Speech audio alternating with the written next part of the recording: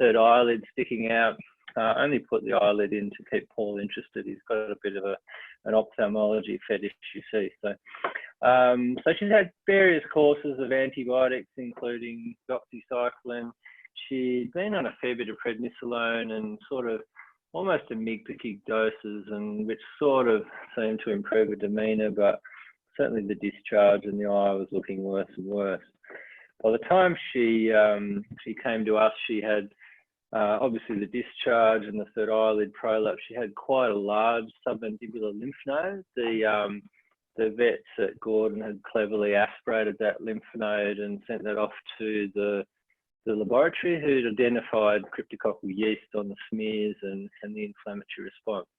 The general blood reflected that inflammation, and what we did was submit the LCAT to confirm it's a crypto-organism and get some kind of idea of the titer involved, and do a CT scan. So this is just a generic Google image of cryptococcal yeast, but that would have been the kind of thing that they found at the lab. The neuro exam wasn't too remarkable. She was quite photophobic, and I think she was probably quite painful and head shy when you went around that eye. No ataxia or anything. Paul kindly looked at the retinas and found a chorioretinitis lesion. Again, this is not that dog. This is a cat. But a chorioretinitis lesion was identified. So, you know, we kind of knew what was going on here. She's, you know, got crypto. It's definitely in her nose. Now, I'll show the images in a sec, where she's got a massive lesion in the front of her nose. We've got to consider other differentials, like other kind of causes of rhinitis, be them bacteria or atypical infections. Even lymphoma wasn't out of the question. And interestingly, she also had a granuloma in her rostral brain. So I've got a few images here of her CT showing the images of her right nasal cavities, kind of taking up the whole frontal sinuses there. And also there's a little bit of lysis of her. The cribriform plate was okay, but there's a bit of light. Can you see my cursor here or not? Or do I need to get an arrow going? Yeah, anyway? we can see. You see the cursor. There's a little bit of lysis in the sphenoid bone there, and I suspect that's where the cryptococcal granuloma had extended into the cranial bowl. Frontal sinus full of probably the same bloody mucus we're seeing externally. And you can see this dorsal section of the brain there showing quite a large granuloma there. And the sagittal section is also shown quite contrast enhancing, more rostrally and less so caudally. But yeah, quite a huge lesion there, and it's quite amazing how much brain dogs can function without. I'm continually amazed by that. So we confirmed the LCAT. She's got a huge LCAT there. We've got something to work with. We kindly enlisted the help of Dr. Malik, who's with us this evening, about a treatment protocol. Managed to get hold of a bunch of amphotericin. I have shared if any of you have trouble getting amphotericin, a resident in Melbourne did some research on how to obtain it, but which I've shared with the group, that came via Richard too, where MedSurg seem to have it in stock again, which is convenient too. Now, I haven't given her much intravenous dose. We kind of followed the subcutaneous protocol. Ideally, we would have done it 3 times a week, subcutaneously, you know, massively diluted as described. And you know, there were subsequent problems, which I'll share in a minute. Now, it's one of these nightmare scenarios when everything was fine. She'd had all the procedures done in her treatment, and while I was explaining her discharge instructions, she had a seizure in the consult room. So I think this was during COVID, so it was a massive drama to then readmit her and pack her back in hospital to control the seizures. And she was started on phenobarbital.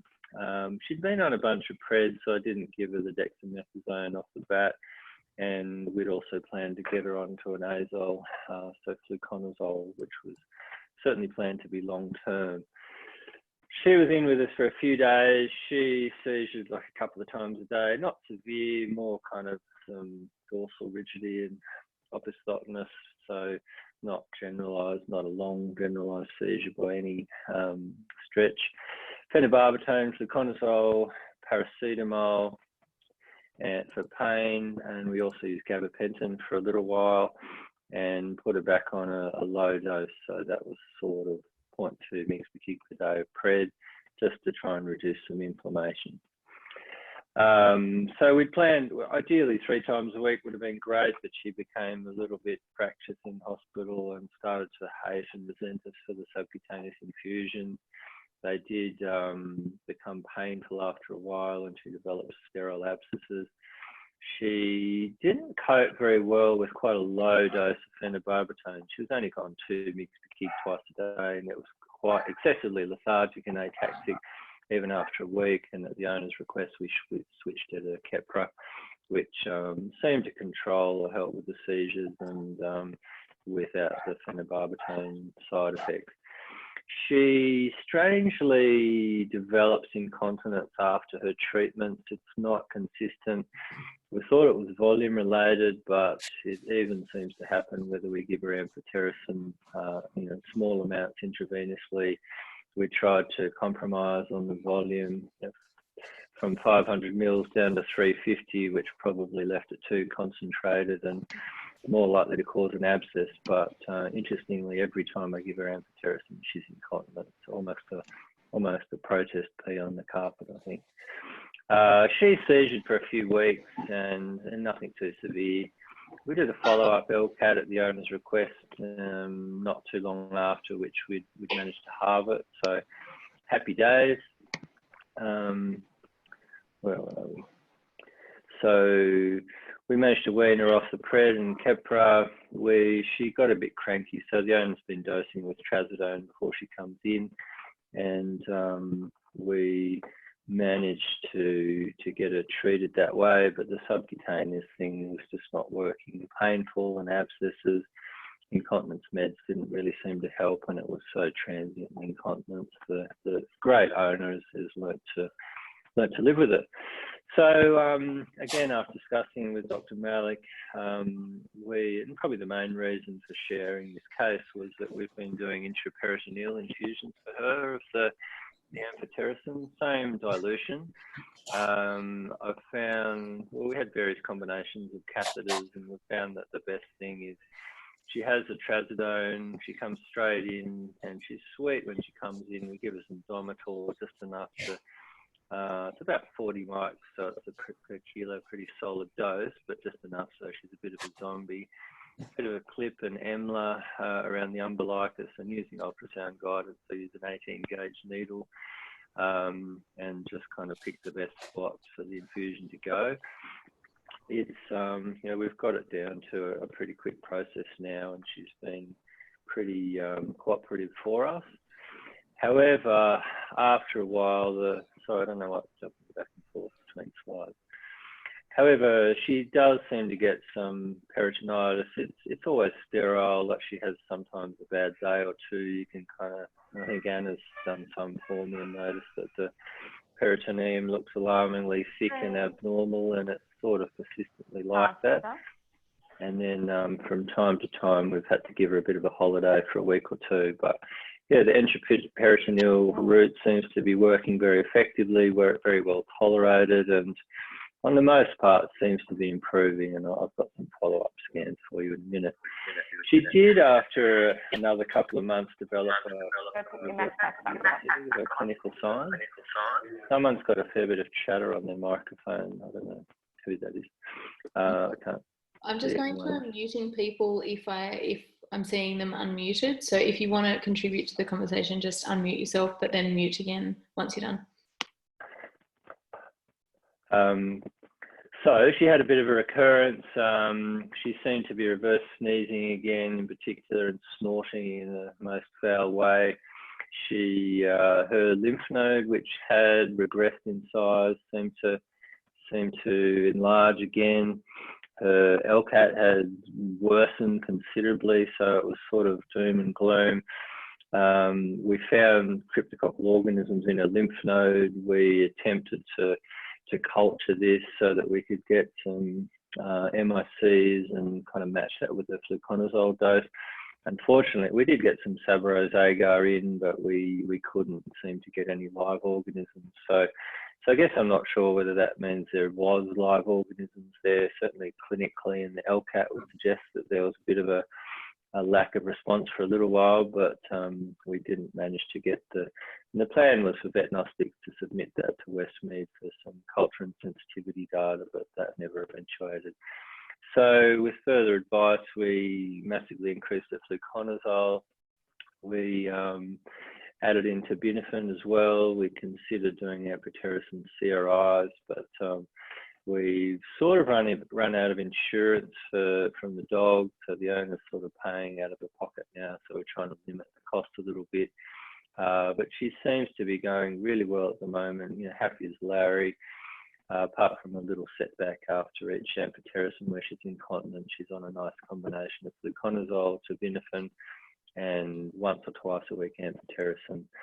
So we've got some other ideas in there if we lose responsiveness, but as you can see from the scans, I've got a comparison from February, and this was yesterday. We've got a massive improvement from this huge rhinitis there to today. There's a much smaller granuloma there, and you can see the comparison there as well. We've still got that sphenoid lysis, which is sort of annoying. There still seems to be a bit of a breach in, well, calcified bone anyway, between the nose and the brain, but she's had no neurological signs whatsoever and doesn't seem painful at all. Also, pleasingly, that cryptococcoma in her rostral brain is massively reduced in size, so that's got to be good news. Still got a long way to go, but we've got a plan, and we're hopefully making progress.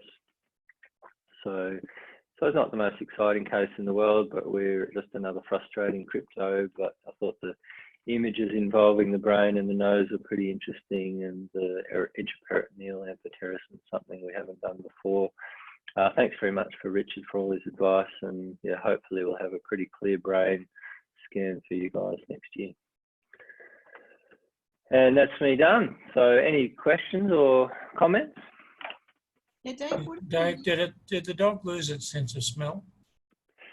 That's a good question. Yeah, she doesn't seem to. Like, she's still interested in smells. How you kind of quantify it, I can't really tell. Interestingly, I was just talking to the owner, Nikki, yesterday, and she commented that the dog's a lot more obedient now. She used to be quite naughty and willful, and she saw a bird or whatever, she wouldn't sit and stay, but now she does. She goes, yeah, okay, I'll do what I'm told. So I don't know whether we've sort of got a bit of a fungal frontal lobotomy going on here for behavioural control, but probably not a recommended approach, but yeah, so I thought that was interesting.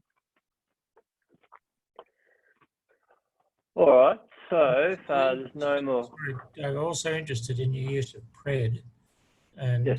I'm wondering the benefit of reducing inflammation versus immune suppression. Yeah, so it's always, I guess, a bit scary using an immunosuppressive drug in an infectious case, but I think particularly with crypto and the massive inflammation involved, I think it's really important to use initially to help settle down the inflammation and the meningitis that's involved. So I was a bit hesitant to start or to add further corticosteroids in this case, given that this dog had been treated quite aggressively for a month or so with PRED before it came to me. So, but I think as we killed off the cryptococcal organisms and we had dead fungi and inflammatory products everywhere, I think it's really important to have some steroids on board while it happened.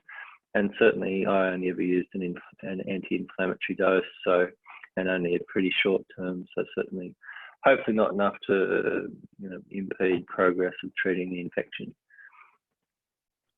I agree with that, Dave. I think there's studies in people that suggest that the outcome in CNS crypto infections is improved by the short-term use of doses of steroids. I think that's where the idea came from as well. Yeah. Okay. Dave, I had a question about how you're managing the case at the moment. Are you still doing intraperitoneal amphotericin, or are you just sticking with fluconazole now? Yeah, she's definitely. I mean, I'd like to give her more, but yeah, I don't want to break the bank or upset the dog too much. But yeah, she's coming in for once or twice a week amphotericin, just with the trazodone, Dormitor, and then a quick intraperitoneal infusion. She does sometimes develop a sterile peritonitis, so I do occasionally have to give her the week off, but yeah, she's definitely on intraperitoneal. So this dog, I don't know how badly other dogs tolerate the subcutaneous infusions, but she tolerates them so badly, it's miserable and painful for days afterwards, and so the owner wouldn't accept further subcutaneous treatment. So yeah, ongoing IP is the plan.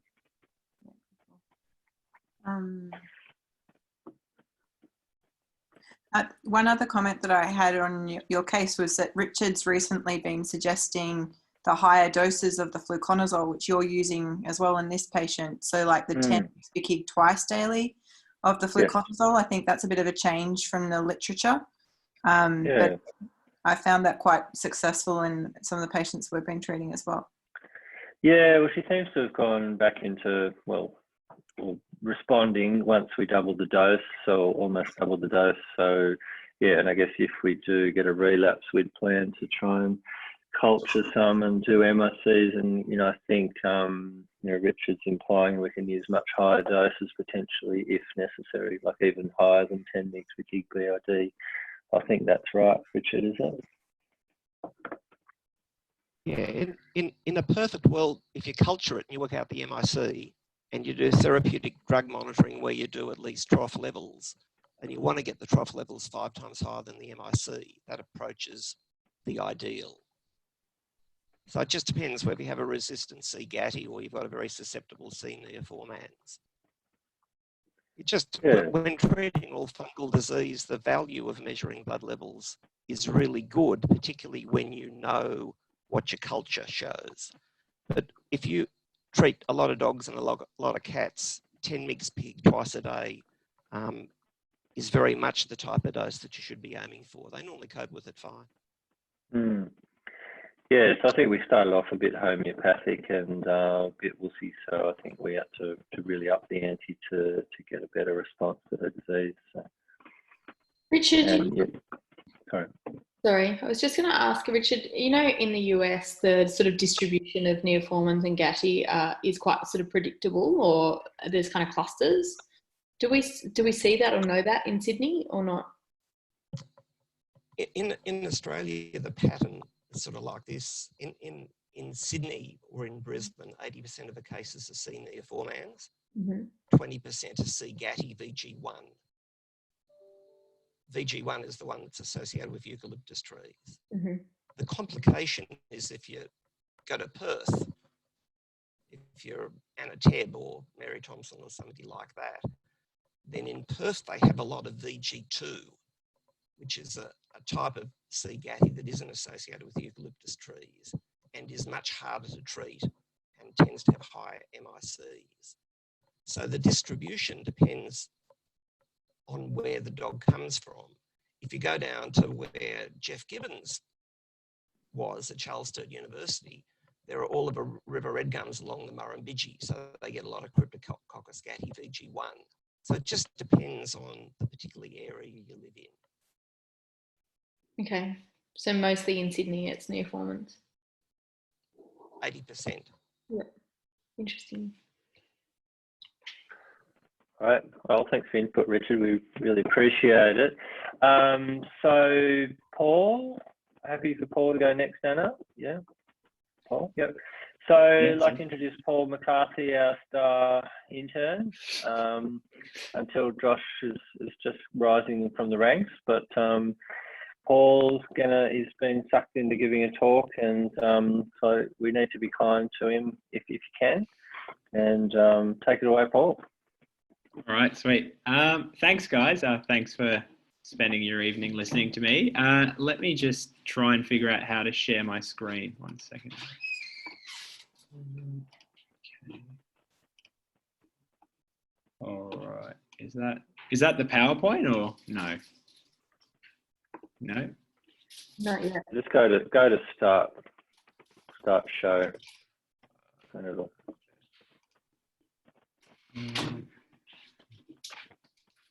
Sorry, I've forgotten how to use the PowerPoint.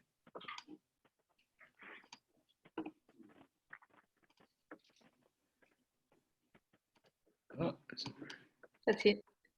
sweet. All right. All right. Thanks, guys. So Dave's already introduced me, so thanks for that. So just a quick shout out to my mentors at Northside Vet Specialists. Thanks for putting up with me on a day-to-day basis and teaching me, which is fantastic. All right, so I'm actually going to talk to you guys about a case that presented through our surgery service, but I promise I'm not going to talk about the surgical aspects of the case. This is a 12-year-old female spayed Great Dane cross that presented to surgery with a sudden onset of a left forelimb lameness. There was no abnormalities found on radiographs of the shoulder, elbow, and the neck, and it hadn't responded to medical management. So a bit of peripheral history. This dog had previously had a workup, a urinary workup, and was diagnosed with USMI, which was being managed well. It also had a history of skin allergies, although there wasn't too much in the history about that. It just had a few flare-ups. I just thought I'd mention that, and you'll see why later. And it had also been previously diagnosed with a right adrenal mass and had a consistent hypokalemia. The owners elected not to have that mass worked up further. The hypokalemia was presumed to be a hyperaldosteronism. All right, so this is the last I'll talk about the surgery side of things, I promised. On examination with our surgery department, its general TPR was within normal limits, but it had a 2 out of 5 left forelimb lameness and 2 out of 5 muscle atrophy and a mild carpal effusion. So the plan for this dog was to go to CT scan of that left forelimb, with then a plan to do further CT scans of the abdomen and thorax if there was no evidence of neoplasia in the forelimb. Also, while under the general anaesthetic, there was a plan to do a joint tap to investigate the carpal effusion, and it had some pre-general anaesthetic blood work, which we found a hypokalemia, which was to be expected. So I've just thrown in a pretty picture here of the CT scan, just sort of to put something there, so you can see the nice adrenal mass here. And in fact, there was also a mass on the left side as well. All right, so our routine sort of anesthetic protocol was to use methadone and metatomadine, and we achieved good sedation with this protocol. We used alfaxalone to effect for the induction, which is pretty standard for us, and the dog was placed on a maintenance isoflurane and had IV fluids at a rate of 5 mils per kilo. So the report was that throughout the whole anaesthetic, the vitals were within normal limit, although towards the end there was difficulties with measuring the blood pressure, so multiple changes of cuff location, and just generally couldn't get a good blood pressure, good reliable blood pressure reading. The dog had Omnipaque as the contrast agent of choice, and it was 2.5 mils per kilo given IV. So this is where things sort of get interesting, and this is the part of the, not that surgery is not interesting, but this is the part of the case that I'm focusing on. So initially in recovery, the dog was sitting up and was quiet, alert and responsive, and for all intensive purposes was doing quite well. However, about 20 minutes into recovery, the dog went into lateral recumbency, had cold extremities on physical examination, was hypothermic, had tachycardia, and was extremely hypotensive. There was also frank blood on rectal examination, and there was an elevated lactate of 3.2 and elevated coax. So for the emergency treatment for this dog, we gave it 2 fluid boluses, and the blood pressure actually recovered after these 2, which was great news, but it was then continued on fluid therapy with half-strength saline, glucose and potassium, and then we had constant sort of monitoring and active warming while we were trying to figure out exactly what was going on in this dog. So I guess this is where, so Anna told me to make this as interactive as possible. So I've got a list written down in front of me of like our differentials and our thoughts at the time. But I guess if anyone wants to jump in and throw in some thoughts as to what they would be thinking right now, that could be really cool. So I'll just be quiet for one moment and see if anyone's got any ideas. Alpha-2 agonists reduce cardiac output considerably. They also shut down peripheral circulation. So what component do you think that's the definition of shock.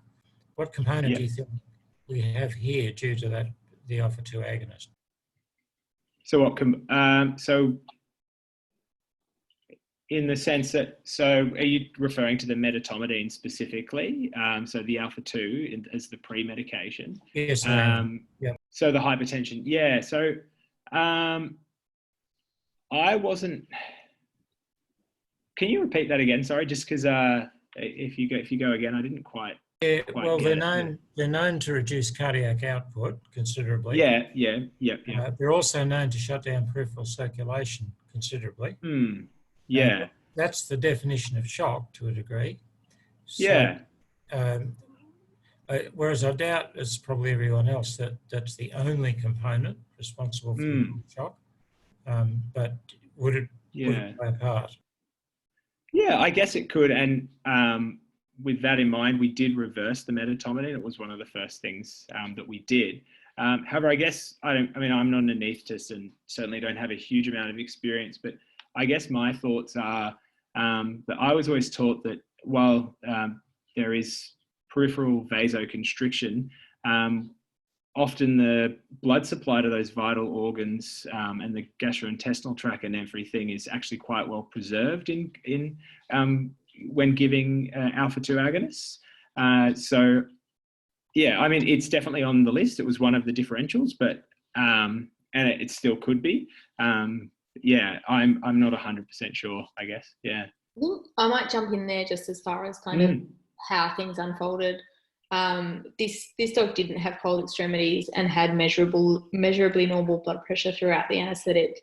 And this was a very sort of, this dog woke up from its anaesthetic, was extubated, stood up, walked into its cage, and then within kind of 5 minutes of being in the cage, collapsed. So as far as a kind of pre-medication reaction or side effect, I would have expected that to have been present throughout the anaesthesia, and this seemed to be quite an acute onset, something that kind of eventuated sort of within 10 minutes of recovery. Yeah. Could it have bled suddenly? Could it have had catecholamine release? Yeah, that was one of the other differentials, especially with the the knowledge of the the tumours. The other thought was potentially some sort of thromboembolism, which has led to a clot being thrown and then some sort of loss of one segment of bowel, and that's why there was the frank blood. The other thought was, which came later, and the reason that it came later, and I'll show you this really cool image here, was some sort of anaphylactic reaction. And that's because if you see here, so this is the CT of the dog's abdomen, and through all these lumens, you've got contrast, which has leaked into the lumen of the GIT. So I've got another photo here, which is accumulation of contrast in the small intestine. And this one was labeled by a radiologist, so it's, I know it's definitely what we're seeing.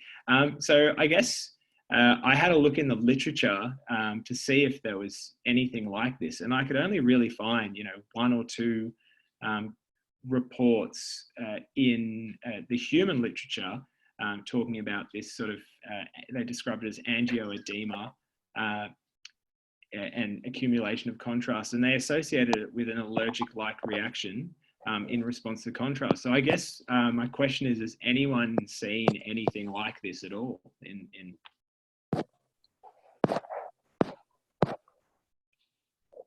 Nope. Okay.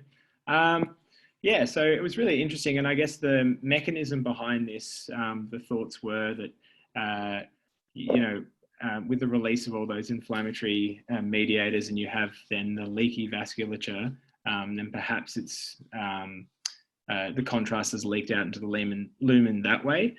The other thing that I found in the literature that was quite interesting, but specific to humans, is they use IV contrast and CTs to diagnose acute abdominal bleeds, so hemorrhaging.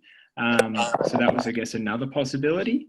And then the other thing I found was there was a few other diseases such as Crohn's disease, which can cause this, but I'm not really familiar with that being, you know, pathology seen in dogs and cats. So. Sorry, Paul, what was that disease?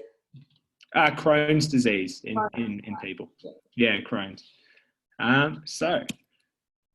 So I guess I'll just take, after, you know, seeing all that and then having a read in the literature about, you know, sort of contrast reactions, we sort of decided that that's likely what happened in this case. And so I've done a bit of background reading into the topic. And so I thought I'd just, you know, share with you guys sort of some of the things I found. And then it'd be really cool if other people have had similar experiences, if they could sort of pitch in and, you know, share what they found. But basically, there's two divisions that the American College of Radiologists speak about with contrast reactions. And one of these is an allergic-like reaction, and the other one is a physiologic reaction. Now, the pathogenesis of both of these is really poorly understood, and both of them are sporadic and really unpredictable. And because they're allergic-like reactions, prior sensitization to the contrast is not actually a requirement. So it's, you know, 8 o'clock on a Tuesday night, and immunology is challenging enough at the best of times, so I'll just whiz through this. But this is just, you know, your classic IgE mediated type 1 hypersensitivity that I've drawn up here, and I've just, you know, put this in here to sort of remind everyone of the process. And then the allergic-like reaction, I've done a little analogy here, and this is sort of, you have a stimulus, and this stimulus is significant enough to cause I guess, an irritation, and there's just a reaction and an immune cascade that occurs as a result of that, without actually requiring any prior sensitization. And so the mechanisms that I read about was, you know, a complement type mechanism, the kinin cascade as well, and then, you know, mast cell degranulation and histamine release. So on the other end of the spectrum, we have our physiologic reactions, and these, again, are really poorly understood in the context of contrast reactions, but are thought to be related to specific attributes of the, you know, the molecular, at a molecular level of the contrast agents themselves. And they're thought to be related to, you know, chemotoxicity, osmotoxicity, and then molecules actually binding to certain activators, which then start this inflammatory sort of cascade, which, to be honest, you know, I read about it and it was a bit above my sort of level, but it was quite interesting. And I guess the biggest thing that I took out of this is these physiologic reactions they can be dose and concentration dependent, whereas the allergic-like reactions are thought to not be dose and concentration dependent. Furthermore, these physiologic reactions are actually really common, and so I'll go into that in a bit. But even in the veterinary literature, studies have found that up to sort of 20% of dogs can have a mild reaction to a contrast agent like iohexol, and 20% can have what's classified as a moderate reaction. And there's different classification schemes, but basically, to go into it briefly, a mild reaction is some sort of a change in one of the parameters that we measure routinely in the blood pressure, respiratory rate or heart rate, and a moderate reaction is a reaction that might require some sort of intervention. And then severe reactions, there's been a number reported in the literature, and the way that these have sort of played out in terms of contrast reactions in general varies, quite significantly. So some animals will have sort of a respiratory episode. They'll have severe bronchospasms and require ventilation. Other animals I found had a similar sort of incident to what we experienced, which was, hemorrhagic gastroenteritis and, severe hypotension.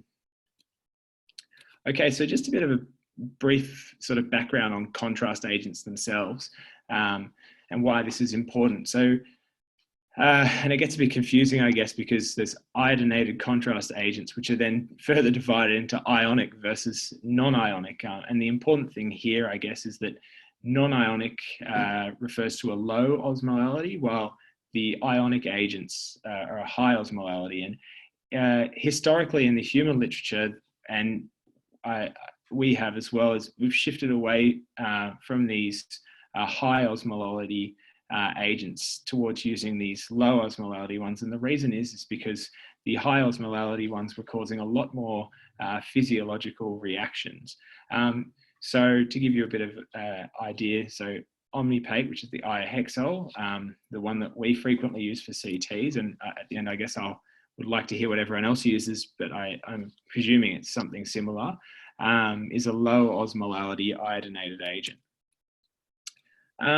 So I guess after this, I sort of had the question in my mind is, if this was a contrast reaction, why did it happen? And unfortunately, there's just not enough literature out there in the veterinary side of things, discussing predisposing factors of contrast reactions. There's not really much out there in terms of contrast reactions themselves, but there is a lot in the human literature, and it's interesting because there's a number of predisposing factors that have been suggested, and previous reactions is the top one, but then things like asthma and atopy are on there as well. And this dog actually, had a history of atopy, and there was a case series that was produced in the veterinary literature, and 2 out of 3 of the dogs that had a contrast reaction also had a history of atopy. So I found that quite interesting. There was one study in the veterinary literature that looked at age, weight, and sex, and they found that there was no effect on the likelihood of a reaction in dogs and cats. Finally, the speed and the volume of the bolus. The speed has been debated in the human literature, but the consensus now is that there's no association with a high speed delivery and a reaction. And the volume is thought to be potentially important in physiologic reactions, but deemed to be not important in allergic-like reactions. So a bit of trivia. This is more for like other interns and residents out there who frequently monitor anesthetics for CTs. So what does everyone think can happen when, what effect can IV contrast have on blood pressure, A, B, or C? If anyone doesn't want to turn their mic on, they can put their vote through the chat icon down the bottom of their screen. But we'll whiz through it anyway, because I guess the next is the effect on heart rate. So A, B, or C. And finally, respiratory rate. So A, B, or C. Cool. I don't know how to open the chat, so I'm sorry, I can't see what everyone's saying. But here's the answer. Everyone's saying C to everything. Great, yeah, cool. And this was really interesting because the radiologist at work was actually saying to me that the anaesthetists that he's worked with usually can tell as soon as he's given the contrast, which I think is something really cool. And it's prompted me to think more about it. And I guess the point I want to make here is that in this study that I'm happy to send out to everyone, Scarabelli et al., they found that actually 20% of these changes, anaesthetists deemed them to be significant enough to warrant some sort of intervention. So I think it's just something really important to keep in the back of our mind. All right, so I guess I'll open it up to everyone. Has anyone experienced or a suspected or a confirmed, I guess it's a difficult thing to confirm, contrast reaction? Or does anyone have any sort of alternate explanations that could, you know, inform me as to, you know, a different idea of what went on in this case?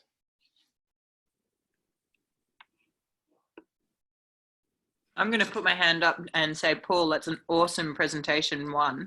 Oh, thanks. I've not seen that, and I was just talking to Richard, my husband, who's a radiologist, and he has not seen it. And and at the RBC, obviously they were monitoring things closely as well. So I was just wondering, with that study that you were talking about, what, like, obviously anaesthetists get a bit excited, but what were the things the anaesthetists were worried about, in particular with the moderate reactions? Yeah, so in fact, they don't go into it so much in the paper. They just say interventions, but I'm presuming it's things like hypotension, which they would have acted on. But it's a really good question. I'm happy to send the paper out, but there's nothing really specific in there in terms of, you know, how they responded. In the American College of Radiologists handbook on reactions, they've got a really good classification scheme in there, and basically they divide contrast reactions into, you know, mild, moderate, and severe. And it's sort of mild in humans as if, you know, people develop a bit of an itch or they feel a bit funny. And they always, I guess the important thing is even if it's mild, they always deem it as an important thing to follow up and monitor. Whereas moderate is something, you know, a decrease in blood pressure that could potentially even lead to I guess, a loss of consciousness or something like that. And then severe is you know, a severe contrast, so reaction to like an anaphylaxis. I guess, I guess the big differences in the human world is, I suppose, they're not dealing with anaesthetized patients. So it makes it somewhat, I found it difficult to sort of bring that information across, you know, to our context where everything's under an anesthetic. The other thing that I find hard to interpret with these reactions is that we're giving such a huge volume of fluid in these patients, you know, over a really short time frame. Obviously, that's going to have impacts on the heart rate and blood pressure, giving such a kind of high volume bolus. So a lot of these reactions that were kind of reported look like such a high incidence of reactions, but I was wondering how much of that is kind of hemodynamic rather than a true, it's obviously not all immunologic reactions. And certainly my experience and anecdotally talking to people since this case, true, like sort of scary reactions, severe reactions, are pretty rare, but muscle heart rate changes or blood pressure changes are really common.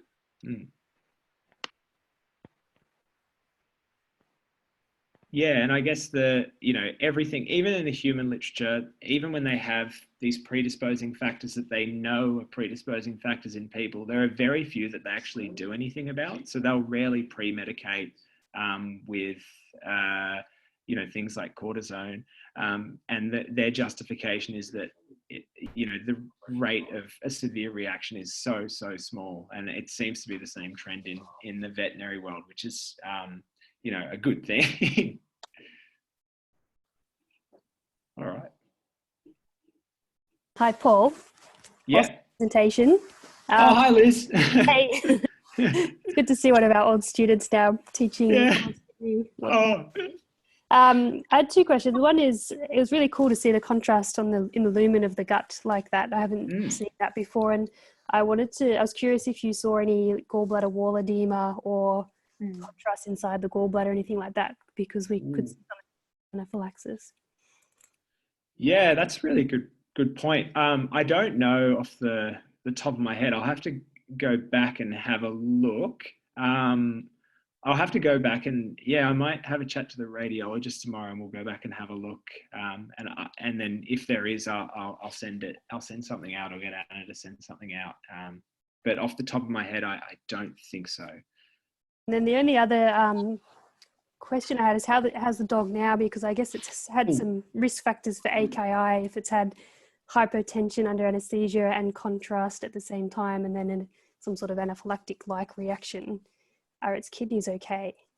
Yeah, so it's a really good point. And look, it recovered and was discharged.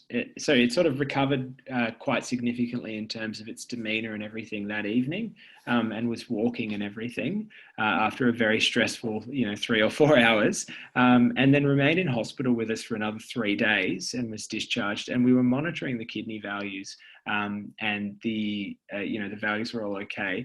I actually nearly fell over today when I walked in and I saw the dog's name on the patient list, so I panicked. But it was coming in for a routine Depomedrol injection, so I was really relieved to say that, and that to me suggests that everything's going really well. So yeah, yeah.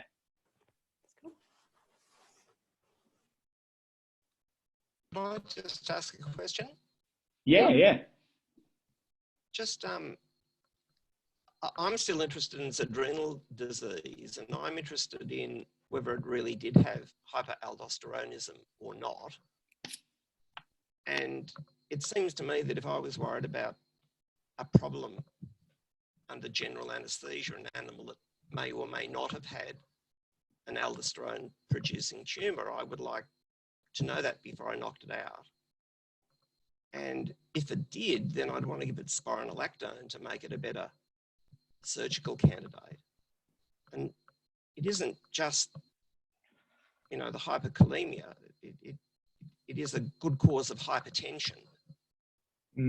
So I just, and I'm confused about its orthopedic problem, and I've got no idea what its Depomedrol injection's about, but it looks like it has really interesting adrenal disease, and I'm just interested what you guys are doing about that.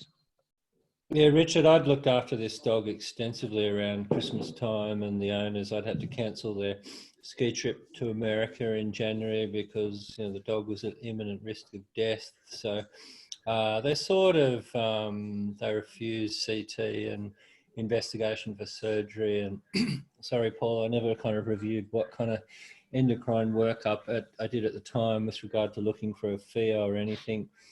Cons is super rare in a dog, so I can't even remember reading a case report on it, so we didn't really consider that. So I'm not sure whether that, the dog actually developed some Cushing's-like signs and was a bit PPD, and so I wonder if it was just losing calcium in its urine and it was a bit hypertensive from hyper A, rather than hyperaldosteronism. But the dog sort of slipped through the medical net a little bit and went into surgery to investigate some orthopedic problems. And I guess the owners had become convinced that the dog was invincible and was never going to die of its adrenal disease, and so pursued its orthopedic problems. I think the Depomedrol was in an elbow, was it today? Yeah, Paul? I think it was an elbow. Yeah, it was. Yeah, but I was present when the dog had this possible anaphylactic reaction and started spewing lava out of its bottom and having a hypertensive crisis, and I immediately thought it had thrombosed its gut or something like that, which thankfully it doesn't seem to have. But yeah, so I guess in short, Richard, the kind of endocrine workup had been curtailed because they were just sort of palliative care and take it each day as it comes, and yet the dog is still thriving 8 months later and worried about its DJD more than anything. Can I ask a question? And I'm not. What effects does metatomadine have on potassium? Like, does it go intracellularly, extracellularly? I don't actually know the answer. Ooh. Yeah, I'm not. I'd be making it up if I tried to answer that. So I might have to defer that to. I can't answer that either, actually. That makes me feel a lot better. Me three. I can't answer. I was wondering if the Malik Maestro might have an answer to that, because he used to be an anaesthesia PhD student or something, weren't you, Richard? So he disappeared again. Well, I think Martin Pearson. Intelligent man knows when not to say anything. Martin Pearson wouldn't let us touch Domitor in the days I was at uni with Richard, so I reckon Richard wasn't using it much in those days. But I guess metatomadine is very, very similar to ACP, which I'm sure. No. Okay, good. No. Metatomadine is an alpha-2 adrenoreceptor agonist. So they're all variations on the parent drug, which is clonidine. Okay, so they've got myriad effects everywhere. They produce hyperglycemia and osmotic diuresis and a whole lot of different things. So their effects are very complicated, and they're also very dose dependent. I thought you were going somewhere with that and doing a Dr. Carl for us. No. But all I mean, like acepromazine is an alpha-1 blocker. It's in fact, it blocks almost every type of receptor. It's just a very different pharmacology between a phenothiazine derivative tranquilizer and an alpha-2 adrenoreceptor agonist. I mean, I think this is extrapolating, and I don't really know if this is connected, but the mechanism of hypokalemia with FAOs is that the beta agonism causes the potassium to move intracellularly. So I don't know if there could potentially be a similar mechanism, but I think Richard's point about kind of focusing on the adrenal gland mass is important, because I think that's where we focused when this dog wasn't doing well in recovery, and our leading differentials were like, has it had a adrenaline release from a potential FAO or thrown a clot? And I think we kind of thought, did it have a reaction at the time of the contrast being administered? No. Okay, let's cross that kind of off the list.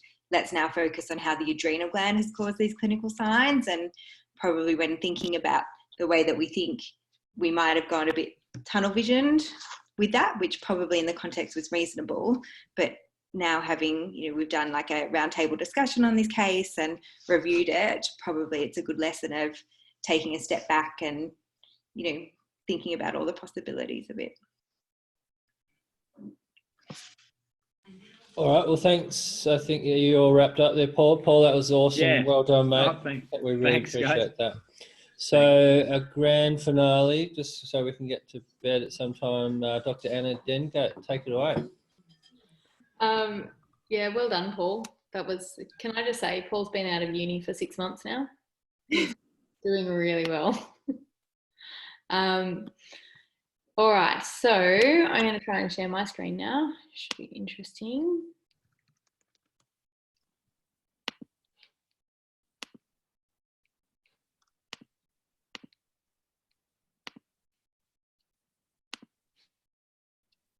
All right.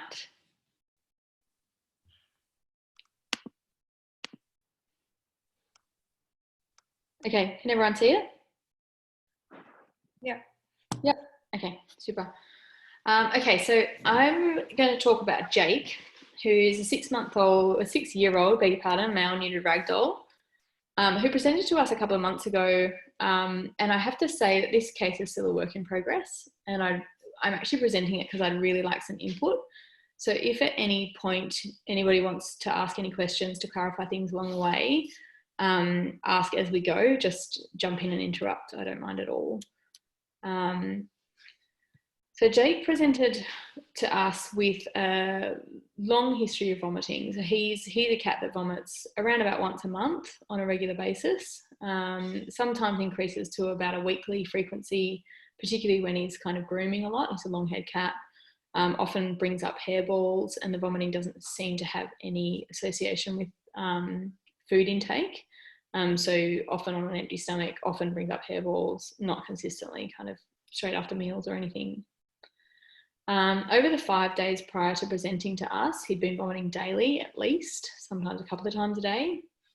And in his last vomit, he'd produced just a really small hairball, not a kind of big solid thing, but just a clump of hair. And literally the owner's description of what happened is a proper vomit where with abdominal contractions, and then a terminal retch which produced this kind of bilious fluid and this small hairball. And the owner reported that immediately after that vomit, he stumbled over to his bed with his neck extended, open mouth breathing, and just really gasping for air immediately after vomiting. And he sort of said completely normal up to the vomit, and then completely abnormal immediately afterwards. And what I found really interesting about his history was that the owner said exactly the same thing happened 2 years ago. And he was diagnosed with aspiration pneumonia at the time. and it resolved with a 2-week course of CLAV. And he had chest radiographs and things at the time, and we were unable to actually get the history of his previous visit. But the owner was really sure of the diagnosis and the course of treatment and things. So Jake presented to us in acute respiratory distress. He had a series of thoracic radiographs performed. And I think we can probably all agree that... Sorry, was that a question? No? So I think we can all agree that there's probably increased radiodensity in the chordodorsal lung fields up here. Both laterals were fairly similar in appearance. There wasn't one that was particularly worse than the other. But there was certainly some patchy sort of interstitial infiltrates in particularly the caudal lung fields. And similar in the VD, nothing kind of particularly localizable. So I'm just going to keep a kind of running problem list here. So first we've got vomiting. We've got acute onset dyspnea associated with that vomit. And I've put on here pulmonary hypertension, and that's a pretty big assumption based on these radiographs. But going back to that lateral, if you can see my cursor here, we sort of talk about veins being the ventral and central in radiographs. So I've got a pulmonary vein here running alongside that main stem bronchus. And I've got a pulmonary artery here, and as it crosses that fall through, but certainly wider in diameter than the vein is. And that's a pretty soft finding, and certainly wouldn't hang my hat on anything in a cat. But it's also pretty unusual to see arterial dilation in a cat. So I've put a very sort of presumptive pulmonary hypertension on there, and I've put interstitial lung pattern on there as our kind of working problem list. Jake's respiratory effort settled just with kind of hospitalisation. He was placed in an oxygen cage when he initially presented for a few hours. We were unable to reliably get an SpO2 on him conscious, and it was contraindicated to keep him sedated, given that he seemed to be compensating on his own. So he didn't require any specific intervention. He had some butorphanol at initial presentation. He was started on piperacillin and tazobactam in case it was a repeat episode of aspiration pneumonia, and transferred through to us in the morning. He had some hematology performed, which was fairly normal. As you can see, everything's kind of between the flags, apart from a very subtle thrombocytopenia, which was supported by a smear, but that's a pretty subtle thrombocytopenia for me to pick up in a smear. But I thought I counted around about 100 platelets, so that seemed to be pretty accurate, and there were no clumps on my smear.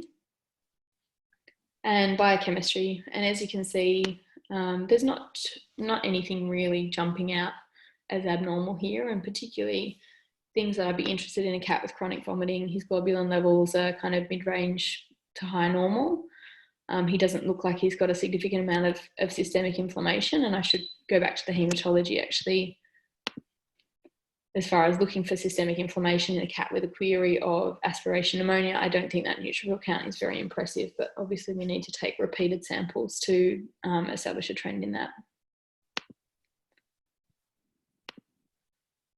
He had a venous blood gas performed on the blood that was collected for his biochemical profile, and he had a sort of borderline low bicarb, a mid-range normal pH, and he was hypercapnic.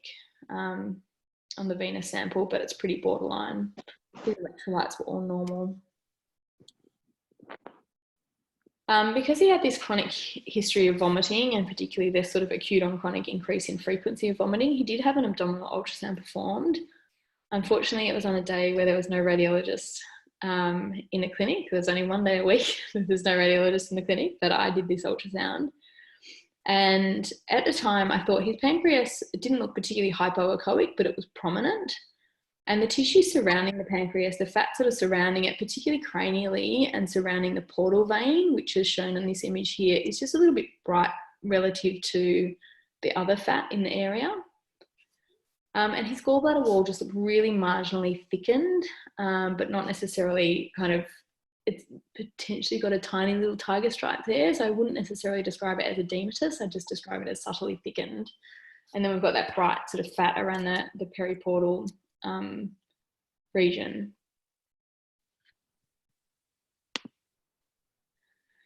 So Jake, I didn't put it in here, but I did do an echo on him, which was normal. So the right side of his heart looked quite normal echocardiographically, but I do actually find cats very hard to image the right side of their heart accurately, and I usually get Rita to do it, but again, she wasn't in that day.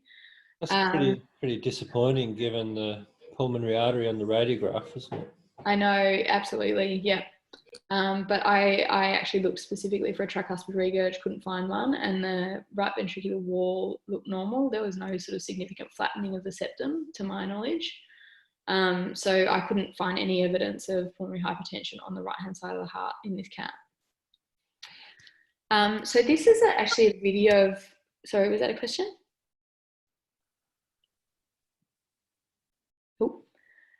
So given that Jake is a ragdoll, he actually did have a pro-BNP performed as well as the echo, which was normal, sort of low-end normal as well. So went ahead with a CT scan of his thorax, and this is a video of it, and it does sort of go a little bit slowly, so I might jump ahead. So this is a post-contrast soft tissue image of his thorax.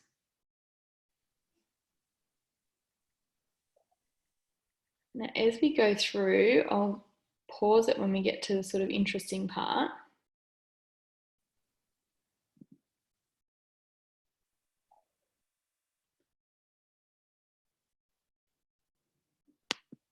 Whoops, a daisy, sorry.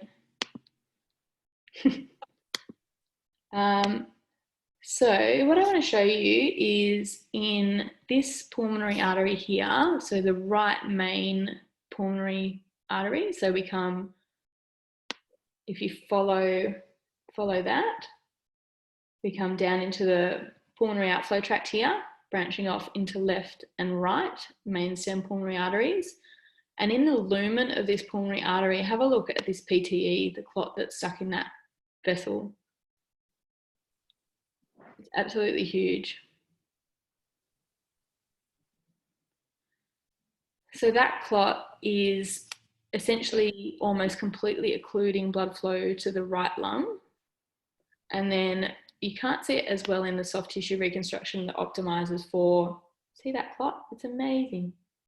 But optimizes for visualizing that clot. But actually in the left lung, there's a series of sort of wedge-shaped lesions at the periphery, which are consistent with further thromboembolic events in the left lung also.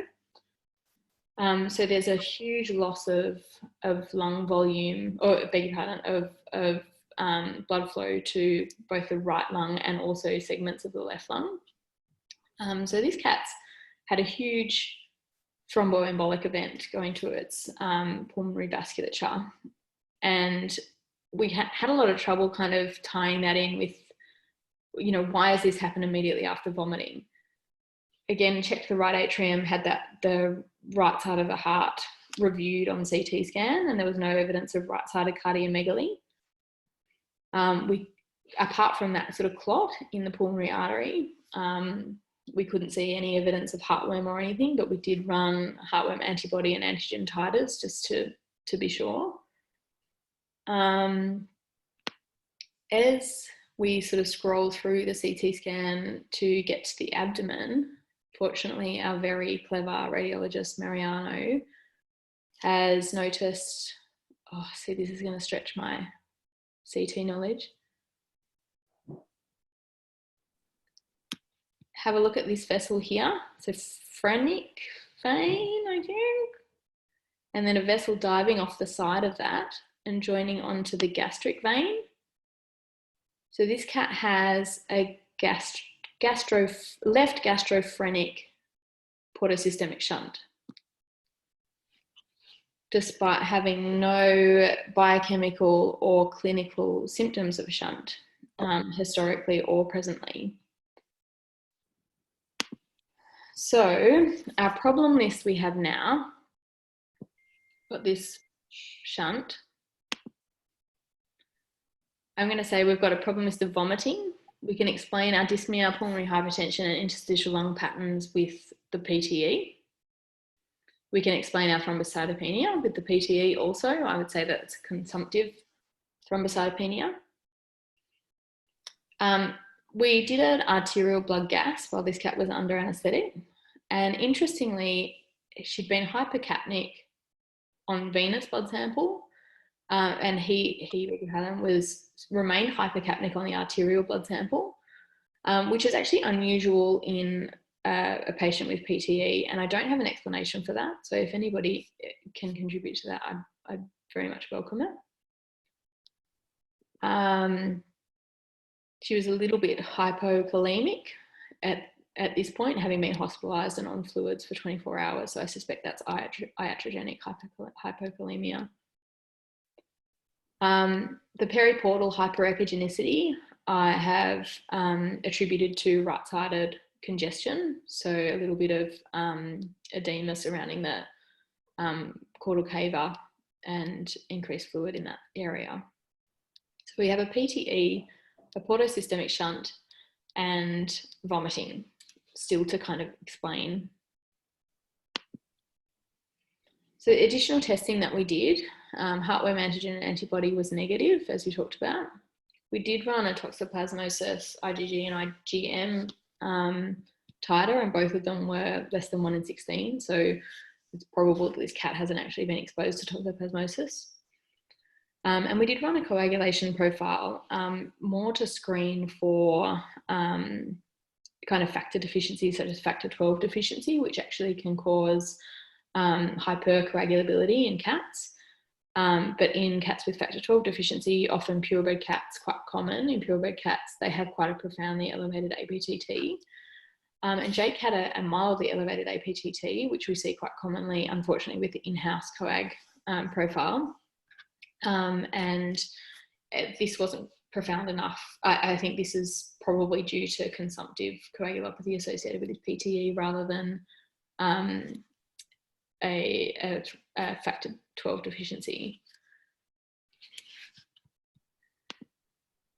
So the sort of treatment for Jake, as I said, he wasn't actually oxygen dependent. He was given meropenem for his vomiting and nausea. We started him on a combination of anticoagulants, rivaroxaban at 2.5 milligrams per Oz SID and clopidogrel 18.75 milligrams SID. And we also started him on Ventolin, and we used 2 puffs of the salbutamol puffer BID also.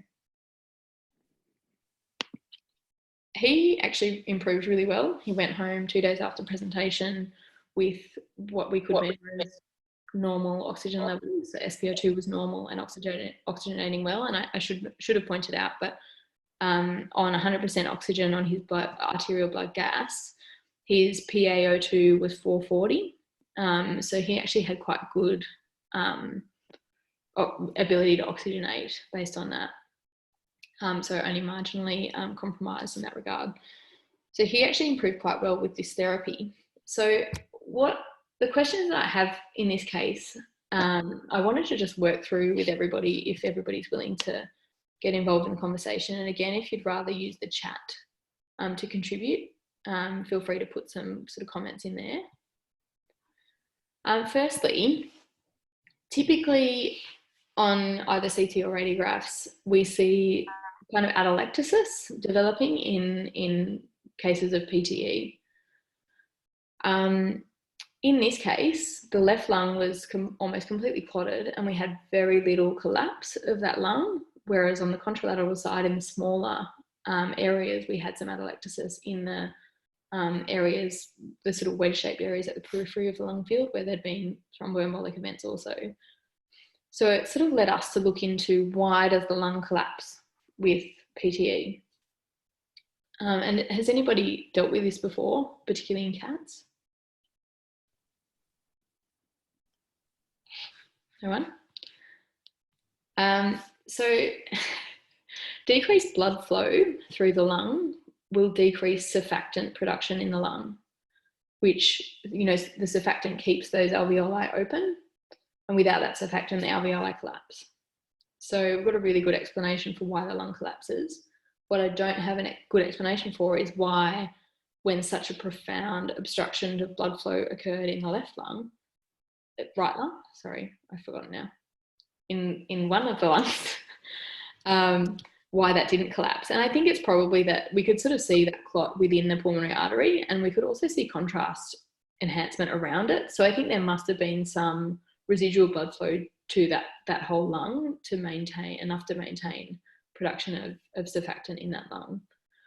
And that's consistent with this cat's oxygenation or levels, that lung has to be more functional than it looked on the CT scan. Is there any kind of debate around that anybody wants to talk about? Good. Okay, second question is why we use Ventolin in this cat. Particularly given on CT, there was no report of bronchial thickening or any kind of obvious bronchitis. And the answer was, when we were doing our research on what happens in the lung with PTE and why it collapses, one of the things we came across was that the platelets aggregating and activating in that, so sort of platelet comes across a clot and it's activated by the other activated platelets, and it releases histamine. And so there's several reports in the literature, not in cats so much, but in humans, of presentations of asthma being due to PTE. So the release of histamines from platelets activating locally will cause local bronchoconstriction and local asthma, even in patients that don't have underlying asthma. Has anybody seen before, or was that on anybody's radar? It was a bit of a light bulb for me, so I thought I'd share it. And this one I actually searched the literature. Why was he persistently hypercapnic? My initial thought was he didn't have, so, you know, ventilation perfusion mismatch. He didn't have the capacity to breathe out his CO2, and that really fit with our end tidal. CO2 was 22 at the time that our PA CO2 was 44 or something. So the end tidal was much lower. And I thought, oh yes, he's not able to breathe out his CO2, but then he's getting plenty of oxygen. So there's definitely gas exchange occurring. So I think this is potentially an artifact, or I actually can't explain it any other way. Anybody have any other input? It's crickets tonight. Are there any? Whoops. I'm not sure I can see if there's any chat coming through. Can anybody else see that? I can see the chat. I'm not sure I have any answers to any of your questions. I'm sorry, Anna. Come on, Ames. I'm counting. But I'm still wondering where your urine analysis is. Oh, it was done. Sorry. Excellent. Good. So it wasn't proteinuric. It was not proteinuric. No, sorry. I can take my questions about where the hypercoagulability came from. Sorry. Yeah. So yes, we'll definitely get to that. Okay. So if no one can explain the hypercapnia to me, we'll move on to where did the PTE clot come from? And now in humans, so I've done a fair bit of work with human hematology labs and a fair bit of research work on hypercoagulability in dogs and cats. And it's definitely an interest area for me. And certainly in humans, when there's a PTE, the clot has come from the legs, essentially. So it usually comes from the big veins in the legs, and it gets dislodged by something in circulation. And the next narrowest vessel it hits is the microvasculature in the lungs, or like sort of the next smallest part of the vessels in the lungs, having gone through the right side of the heart. And in our patients, we don't tend to diagnose PTE very often, and I don't think we have that kind of ordered way of thinking about it, and you know, that kind of reactive, okay, we've seen a PTE, where did the clot come from, kind of thing. But certainly my experience told me I needed to be looking for where this clot came from. It didn't develop locally in the lungs, it came from somewhere. Which is why I was so interested when we found the shunt, because I otherwise couldn't tie this in with the vomiting episode. So I think the options for where this clot came from is either right side of the heart, which is less likely given both on echocardiogram and CT. There was no right-sided cardiomegaly. There was no evidence of heartworm, which could have predisposed to either clot formation or actually been the thrombus, the embolus itself, a worm dislodging and lodging into the pulmonary artery. There was no evidence of caudal caval thrombosis, dilation, or hepatic venous congestion resulting from that. And we've got this shunt in a cat that's been completely non-clinical for portosystemic shunt, both sort of biochemically, hematologically, and clinically. So my assumption is, and if anybody jumps in and says this is rubbish, I'm more than open to the conversation. But my assumption is that this is a low flow clot, and stasis as one of our causes of thrombosis or clot formation has contributed in that shunt, has contributed to a clot forming in the shunt. And the positive pressure in the abdomen generated by vomiting has dislodged that clot within the shunt into the systemic circulation, gone into the cava, gone through the right side of the heart and into the lungs. And that's now happened twice in this cat. Which leads me to my next question. Well, can I ask you a question? Yes, please. And maybe this could be something that goes out to all people. Yes. The frequency of gastrophrenic shunts in cats, I think, is relatively high in comparison to dogs. And this isn't something I've ever seen before, but I'm not obviously very experienced. So I was wondering if anyone else has any experience with seeing something similar to this before. Just because I think that these shunts are, these subclinical shunts are more common than, they're not uncommon. I've certainly only found shunts in cats when I've gone looking for them. This is the first case of an incidental shunt for me. Yeah. I don't think they're particularly uncommon. We do find them incidentally. And I guess the other thing is that this particular type of shunt we see in dogs, but we don't often associate it with PTE. I'd be more inclined to believe that this particular shunt is an incidental finding unrelated to the presenting complaint, but I just don't know if I think it's a really interesting theory that they could have changes in blood flow and stagnancy leading to clot formation. I wouldn't exclude it at all. I think that's a really interesting thing. I just wonder if, And the rate at which your voice is changing by octaves is high. I know, it's amazing, isn't it? Hair just changed colour too. Oh, was that Richard? Did you really think it was me? I was trying to work out who was talking. I was scrolling through all the people who were on Zoom. And I think I'd entertain the idea that they were unrelated if this was a first occurrence, but this has happened to this cat twice. So it's had an acute onset respiratory distress associated with vomiting. And the distribution of changes, I mean, this wasn't aspiration pneumonia this time. And I struggled to, the cat had normal laryngeal function, which I looked at in detail on induction for the CT. I struggled to think that a cat would have aspirated. I don't know. It just, I feel like this has happened twice in this cat. I feel like the chronology might be tricky, knowing that cats, regardless of their disease, often have vomiting as a feature, whether it was he threw a clot and vomited, or he vomited and threw a clot. Yeah, that was one of the questions I wondered, when you have a PTE, do you ever feel nauseous? Do you ever vomit as a result of having a PTE? Is that from vagal tone or something like that? And in that case, I don't have an explanation of where this has come from. But couldn't it still be stasis from the shunt? He's thrown a clot, and as part of that clot, he has vomited, because cats only ever present with vomiting and appetence and lethargy. Potentially, but then that doesn't, I guess that doesn't change anything. No. Clinically. So the shunt caused the clot, potentially.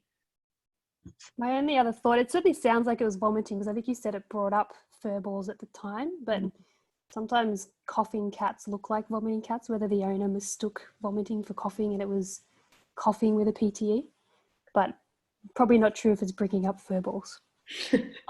I quizzed him actually pretty hard on that, because I reckon every asthmatic cat I've ever diagnosed, they say, oh, do they get fur balls? I go, yeah, they're always trying to bring up fur balls. And I'm like, no, they're not. So I actually quizzed him pretty hard on that, and it was vomit. It wasn't, it was certainly, no, I never see a cough. No, I know what coughing looks like. No, that's not it, sort of thing.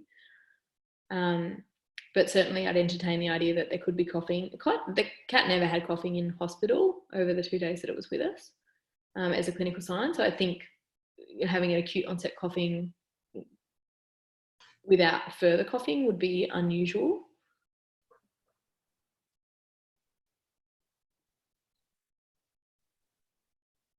So that leads on to my next question. Who thinks I need to ligate the shunt? I don't need to do it. I need to refer it to a surgeon. I'm going to put my hand up. I'm not sure. I'm going to say. Can I ask? Oh, sorry. You go, Liz. Oh, I was just going to ask: is there any sort of? Is there any way you could prove that there's stasis in terms of the blood flow in that vessel? Like, are there any diagnostic tests? Oh. Like color flow Doppler. We could do, but I'm not sure how accurate the measurements are, like whether we'd detect sort of decreased velocity in a shunt relative to the portal vasculature, or... No, but what you might see a clot in the shunt. You might see sluggish flow, agglutination of platelets. Like there might be an anatomical substrate you can see with colour flow Doppler. Yeah. If like, I like your theory. It makes the whole world of sense to me. And you have a choice of either you ligate the shunt to prevent it happening, or you have lifetime anticoagulation in the cat. They're my choices too.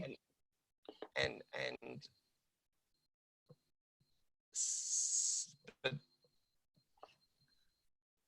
it's likely to be a nice, easy to ligate shunt because you don't have the neurological and other manifestations of the portosystemic shunt that go with a very large amount of blood going through it. So hopefully there's just a little bit. I also wondered when you went through the thing whether pancreatitis might not be part of the mix. You did show some ultrasound images with you doing it. I wondered whether local inflammation might contribute to some altered blood flow, stasis, inflammation, you know, that might have made a clot more likely to form in that spot. That's a good And the vomiting thing went boom and you've got a PTE. Absolutely. And I think that's an important thing, is this cat had an increase in vomiting frequency in the 5 days preceding this. So the last vomit led to the PTE, but this cat had something actively, presumably inflammatory, going on in its either stomach, upper GIT at the time, which is one of the, again, another one of the kind of triad of, you know, contributing to hypercoagulability. We might have some stasis, but we might also have some hypercoagulability associated with inflammation in this situation. It's a good point. And I agree with Richard. I think, sort of having spoken to a few surgeons, that the surgery shouldn't be too complicated, and given that the cat's not clinical for it and we've got a normal sized liver with normal portal vasculature throughout it, the consequences to this cat of ligating the shunt should be fairly low risk, except that I've just anticoagulated it a lot. And leads me to my next question of what sort of washout are you guys doing? Like, presumably a lot of you have sent patients to surgery who are on both or either clopidogrel or rivaroxaban. What sort of washout are we doing for both of them before going ahead with surgery?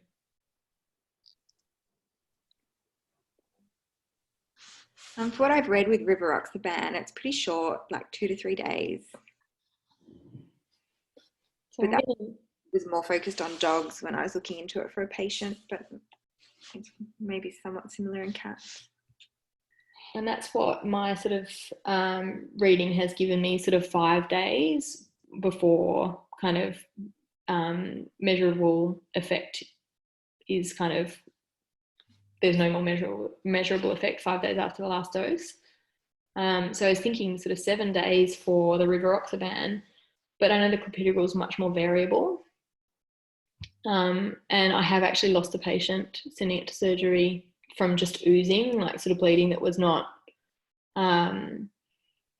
manageable, that was sort of within a week of finishing clopidogrel.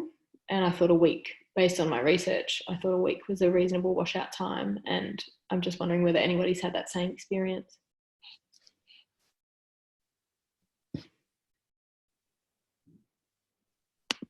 I thought you would have been on the money with a week. Like, that is consistent with what the literature says, as far as I'm aware too. So yeah.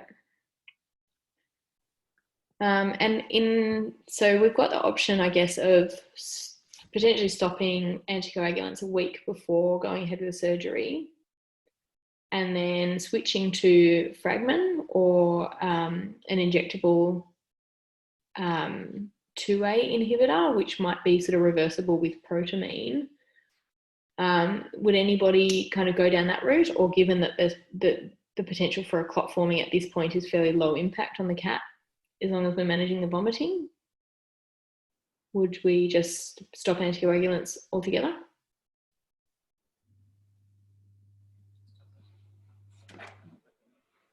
It's just Lara here. Hi, Lara. I guess we don't know for sure that the shunts cause the clot. So I just wonder whether if the cat goes to surgery and it's anaesthetized and recumbent and things, whether that would increase its clot with interim post-operatively, and is there another problem there that needs ongoing management and anticoagulant? I guess that's what we don't know. And I was just wondering, I haven't heard of clots specifically associated with shunts in cats or other species. I don't know. I guess I've normally had problems with bleeding with shunt patients, and I was just wondering whether there are reports of clots associated with shunts in other species like dogs or something. No, I've searched pretty far and wide and I can't find any at all, Lara, which is disappointing. It doesn't support my theory. Tricky one. Sorry? Tricky case. Tricky, yeah. And I think, like, you know, the cat's coping really well with anticoagulants. I think it's quite reasonable to sort of just say we're just going to keep him on it for life, but it might not be necessary. And it's just, yeah, there's a lot of kind of potentially, you know, I need a crystal ball to know what to do with this case, I think. So next question, again, sort of understanding what's happening in this cat. We take it off anticoagulants for a week or 2 weeks, potentially preoperatively. I would quite like to repeat the CT preoperatively to see whether we can actually document where the clot is in presumably somewhere in either the portal or caudal cable right atrial kind of areas. So if a clot redevelops in that time frame, we'll potentially be able to see it on CT. And it will also be nice to document the resolution of the PTE in the pulmonary artery. I don't think it increases the cost significantly, and there's not really that much of a downside to doing it, but can anybody see a downside to doing another CT preoperatively?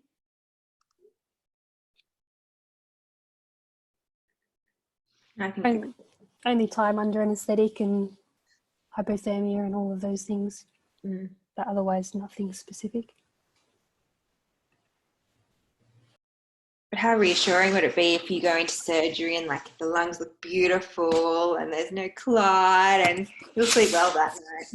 And Liz, what if there's a big clot still in there? Then you just go to shaking your head like you have been. What are you going to do if there is?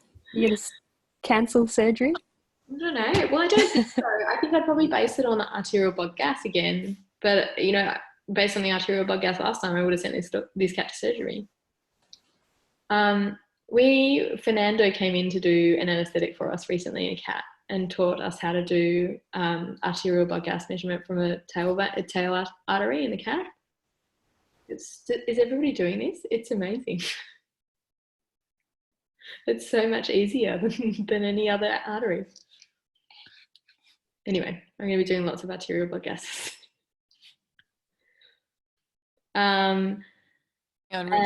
Richard wants to say something, and he just wants you to know it's him, not me. Okay. Hey guys, interesting discussion. My only comment would be that shunts are generally a result of increased blood flow, and so in most cases where we see shunt, the shunting blood flow is preferential to the path of normal flow, i.e. through the portal vein, and that tends to be why they stay open. And so in the cases of shunts like this, or, you know, multiple acquired shunts and so forth, we don't typically expect to see sluggish blood flow. So even these phrenico, gastric or whatever, even though they're up against the diaphragm, we don't typically expect to see slowed blood flow when compared to the normal portal vein. It should be of a similar velocity or even increased. And I guess the other corollary is that we see dogs with portoazygous shunts, and these clearly pass through the diaphragm and are affected by presumably diaphragmatic compression, because often these dogs present later in life. You know, these are the 5, 6, 7, 8-year-old dogs that present with portosystemic signs, but they're slowly developing, and that's why we often see them at a later stage. We don't often associate these dogs with thrombotic events, even though we're suspicious that there is slower flow through these shunting vessels. And my question is, do we look for it specifically? Like how big does a clot need to be in the lungs before you detect it? Both clinically and on CT. Like, is this just massively underdiagnosed? I'm not sure of your question. Sorry.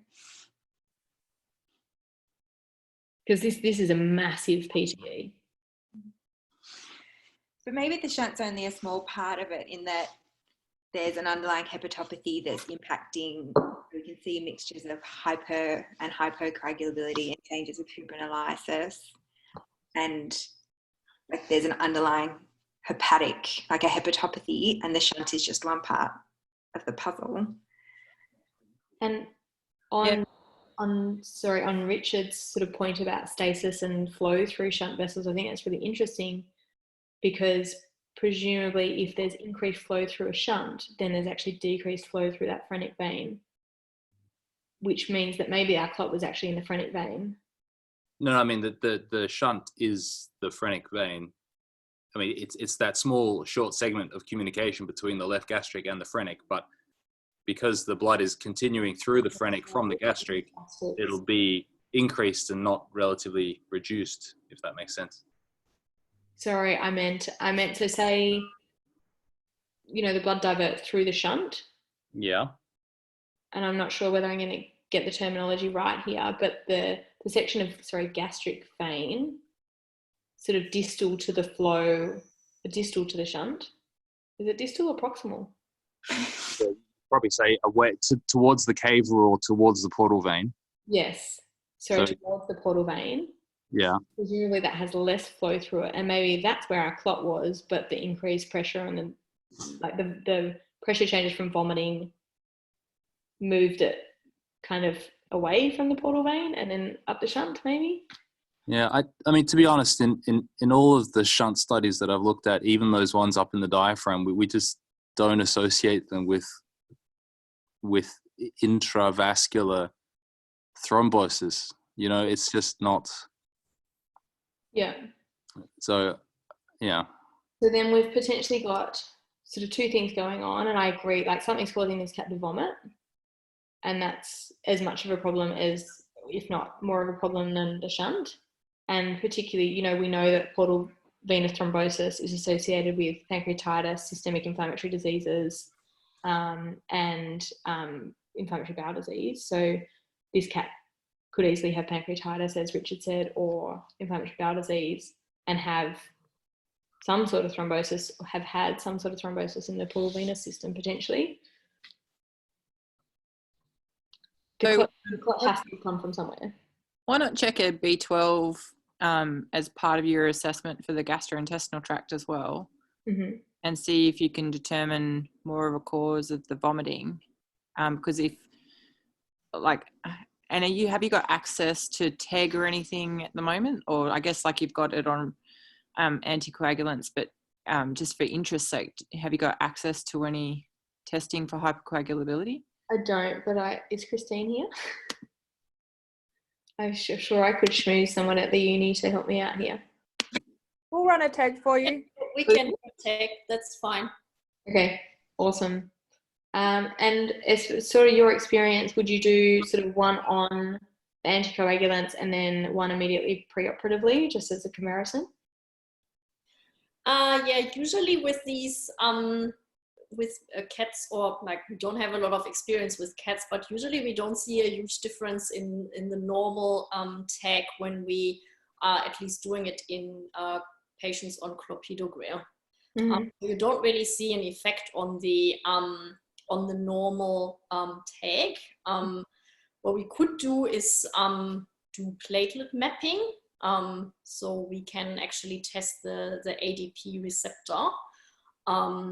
But I guess just the normal tag would probably be sufficient in that case, because that gives you more of an idea what's happening in the cat overall, just assessing the clopidogrel effects. Yeah. Okay, awesome. And what's the time frame, Christine, on running that? You like to run them fairly, it has to be a very fresh sample, doesn't it? Yeah, it has to be run within 2 hours after collection. Okay. All right. Well, how fast can you drive from Terry Hill to Campdale? I think I might drive with the cat in the car. Get the sample there. All right. Well, Christine and I will work out logistics, and next round I'll give you an update on how the TEG went. Sounds good. And I guess obviously there's contraindications to long anesthesia and doing multiple procedures at a time. But if the cat's stable under anaesthetic, do we biopsy the gastrointestinal tract and pancreas at the same time, given this history of chronic vomiting? And my instinct is yes, before anybody tells me their opinion. Yes. Yes. Let's give it a diet trial before I took up biopsies, and as Amy said, check B12. The cat's actually been on ZD long term. So I feel like it's done the diet trial. And it's on the ZD for chronic vomiting? Yes, exactly. Yeah.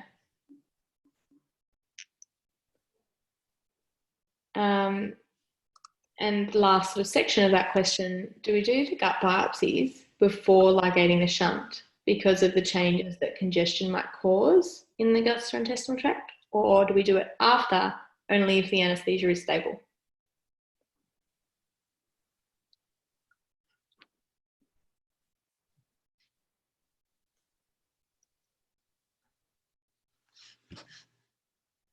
I think ligating the shunt would be the priority. Like maybe it's more about going in and dealing with what is the most important goal.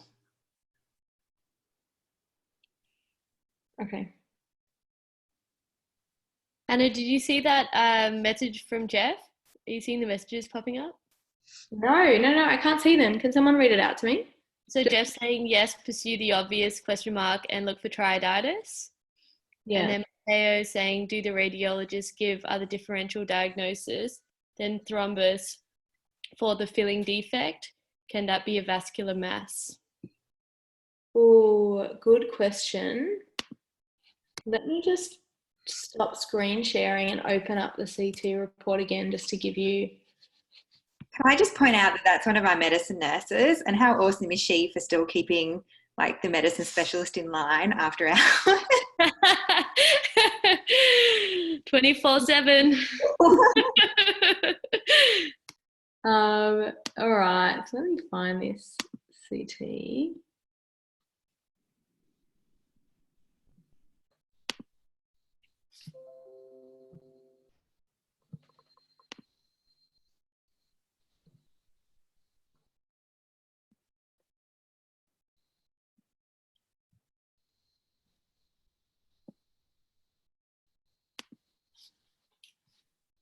I might actually, does anybody have any objections if I like reply all to the rounds email with this CT report?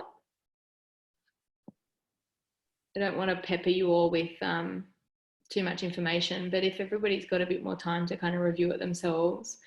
Matteo, there really wasn't any additional differentials. This was pulmonary thromboembolus. And he couldn't say for sure that that embolus was a thrombus, I guess.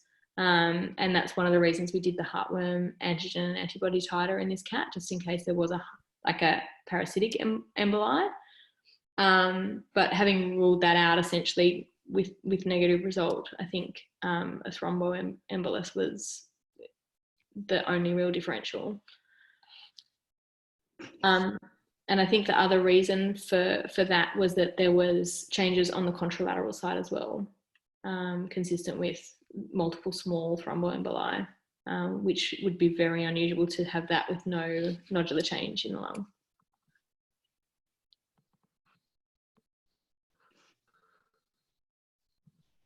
We've just got another comment coming through from Richard, who's pretending to be Amy. So perhaps whilst the portosystemic shunt isn't the catalyst for the shunt, it might enable a portal vein clot from pancreatitis to end up in the right heart and right pulmonary artery. Richard, that's what I'm thinking as well. So the clot not necessarily in the shunt itself, but in the portal system somewhere, and then the change in pressure with that increase in frequency of vomiting might have dislodged that clot and had a bit of backwards flow in the portal system and ended up going through the shunt, because it just has to have come from somewhere, and it's big enough to have not come from this cat's legs, I think. Anna, I have two questions. Hello, I'm Jane. Hi, Jane. Hi. So first question is, have you tested for lungworm in this cat? No, I haven't actually. No. It's not typical, but like I'm just wondering whether it's worthwhile doing that before going into surgery. Yeah, I'll put it on my list. As far as the kind of, I'd have to probably revise the life cycle and migration patterns of lungworm, but they normally don't go through the vasculature, do they?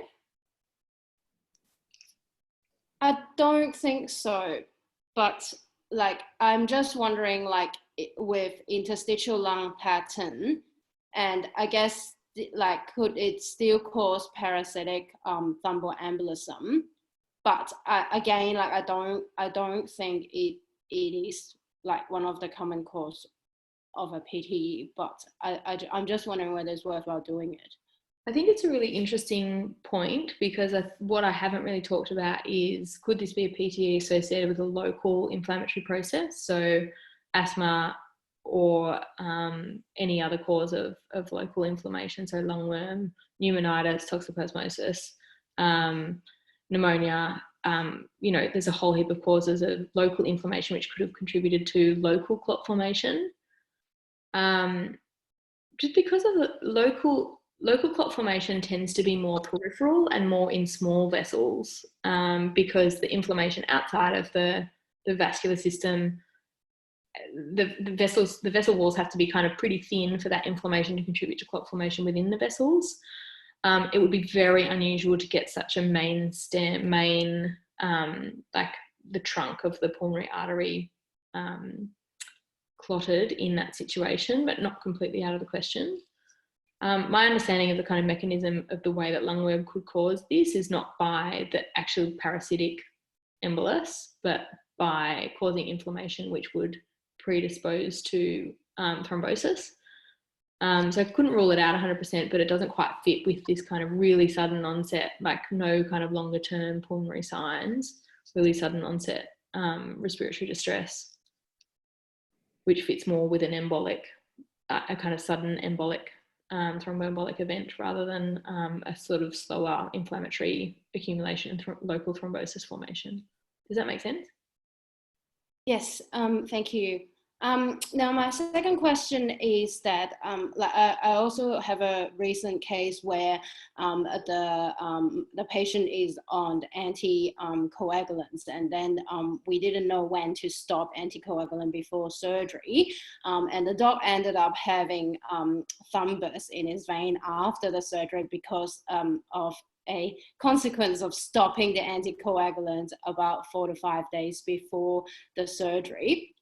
So I guess I don't, like, the answer to that question is I don't know, but have you, even though you guys don't have tech, have you thought about doing the PT 3 hours after rivaroxaban administration to monitor the therapeutic range of the drug? I think that's actually a really good idea.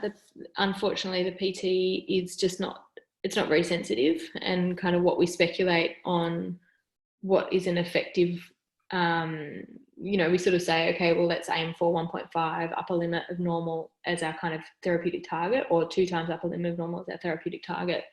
But that's very kind of extrapolated from human literature, and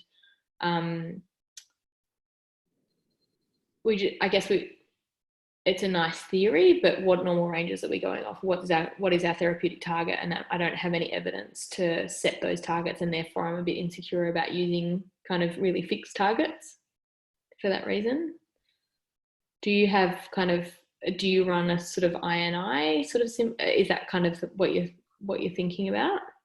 Yeah, I was just going up, like, I was just reading up about a paper that came out from JVM last year about how to monitor the therapeutic dose of rivaroxaban, and they suggested, I think they compare the drug level of the drug to the 3 hours after administration of the drug and measure the take and PT, and they seem to find correlation between the two. So I mean, that's just how I have been using to monitor the therapeutic dosing of my dog that I've been managing with the rivaroxaban. Okay, that's a really good reference. I might look that up and see whether we can apply it in this case. I think it's really good to have a goal with anticoagulants, but as you sort of mentioned, that 3 hours afterwards, that's great. That's what's happening 3 hours afterwards, but we need this cat to be anticoagulated 100% of the time, or at least the kind of majority of the time. And things change so dynamically in the coagulation system that you almost need to just have them on 2-hour monitoring when they're on anticoagulants. So I'm a bit jaded about monitoring. As long as they're not bleeding, I'm happy. As long as I don't have to take them to surgery, I'm happy. But this case is one that I might need to face my fears. There's a couple of other comments coming through talking about sort of where PTEs come from. And certainly in humans, the PTEs come from the legs almost always. And that's usually because of stasis, sitting down, people having their legs crossed, like sort of particularly in a perioperative period, immobility, because there's decreased kind of skeletal muscle induced circulation, venous return. Liz has mentioned that we just don't see deep vein thrombosis in our patients, and I think that's actually because we don't look for it in our patients. These clots are coming from somewhere. PTE is, in my opinion, massively underdiagnosed, and therefore DVT or other kind of venous thromboses are also underdiagnosed. And I'm interested in Richard's opinion about kind of, as an experienced radiologist, I think we see splenic venous thrombosis quite commonly in systemic inflammatory or local inflammatory conditions. portal venous thrombosis is being recognised as we kind of, our Doppler gets better and our kind of more people using radiologists to do ultrasounds and stuff and have better sensitivity for detecting things like that. So I think we're going to get better at detecting clots, and our understanding is going to move more towards humans in that these clots, PTE is probably quite common. As we do more CTs, we're going to see it more commonly, and then we're going to start looking for where they came from, and we're going to get more information on that, but they're coming from somewhere. I think deep vein thrombosis are more common in people than animals for reasons like getting varicose veins and things like that as well. So I don't think it's like, I'm sure we don't not see them at all, but I think they're much more common in people. Yeah, I suppose some of the risk factors like flying in aeroplanes and stuff, our patients don't go through as much as well. The only other point I was going to ask you is in regards to doing gut biopsies at the same time as the shunt. I think whether you did it before and after, the same risk is probably going to be that afterwards you're going to have very congested intestines, like venous congestion in your, or portal venous congestion in your intestines. And that altered blood flow might put those biopsy sites at much higher risk for dehiscence. So I don't know whether that's a riskier thing to do when there's already a risk of dehiscence in healthy gut.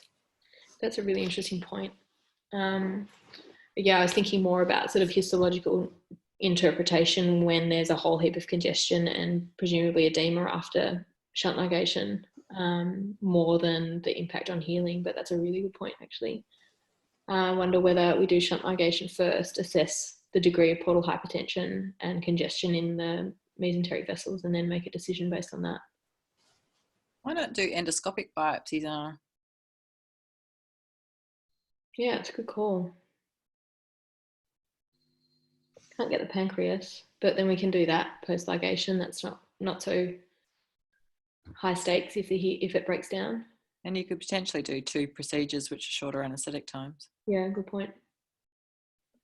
Can I ask, Anna, could there potentially be some sort of a genetic component in terms of clot formation? Because I know with people in DVTs, they will then test the family if someone develops a clot for a factor, I don't know the specific condition, but a condition which, exacerbates the risk of things like aeroplane flights. I'm just wondering if there's anything like that that's known in small animals.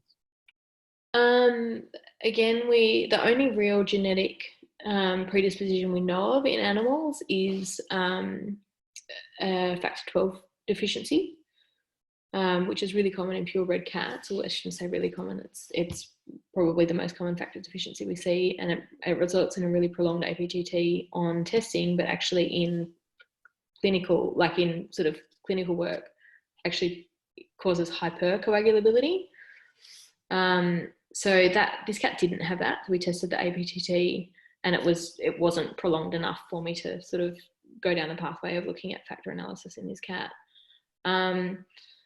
In humans, there's a whole heap of different things like antiphospholipid antibody syndrome, like an autoimmune disorder which predisposes to hypercoagulability, and factor V Leiden, which is like a familial thing, which it can't exist in non-primates from my understanding. So the antiphospholipid antibody syndrome I'm really interested in, and I think it's been documented in a few patients, canine patients, but otherwise I don't think we know enough about the genetic hypercoagulabilities, but I'm sure they're out there. Given all the DVT chatter, in the event that you put this cat on like a treadmill or exercise wheel every day as part of its treatment plan, I'd really love to see that video. It's interesting actually, post-operatively getting this cat up and about is going to be a main part of it. It's going to be really important, obviously. Yeah. Ragdolls aren't really known for their athleticism, are they? No, and this one's such a moocher. It doesn't do much. All right. So if there's no more questions, I'll give everybody just a last chance for questions. Thank you all so much for making that interactive and asking questions and giving me your opinions, because this is the case I think I'm going to ask everybody that works in every discipline about to get their kind of theories on what's happened. But yeah, it's been great to get all of your opinions, and it will be sort of reassuring to go into making a plan for this patient, knowing that I've used as many resources that I have accessible to me. And thank you to Paul for doing a great presentation without ever having attended a grand rounds before, and Dave for organising. And Royal Canin, I'm not actually sure whether they sponsored. I hope you all had something delicious. Yeah, they did. Thanks, Royal Canin. Thanks, and thanks, Jo. I don't think Jo's here, but thanks for her putting it all together. Does anyone know who might be in line for the next one? Or we'll email around or get Jo to do it. So we can. Jo might be looking for somebody to take over from her, by the way. Amy, are you volunteering? No, I'm not, David. I was hoping that one of our young residents might be interested in taking on the role from Dr. Whitney. Not me. Laughing at the crickets, Amy. Oh dear. Who are our young? I think it's on its SASH next. If September's the next one. Is it? 23rd of September.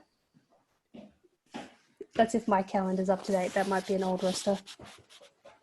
I'll double check tomorrow, but if it is, then excellent. Cool. Yeah, the Zoom format works quite well. I think we might try and make it in person and Zoom if we're ever allowed to be in the same room together ever again. But it just makes it more accessible. Yeah, I think that's going to be life from now on, is having to broadcast it as well as presenting, isn't it? So. Yeah, for sure. I think this is the biggest turnout I've ever seen, so Zoom's good for numbers. I agree. Yeah. Thanks, guys. Thanks so much. Thank you. Nice to see you all. Good night and thank you. Good night. Thanks, Jeff.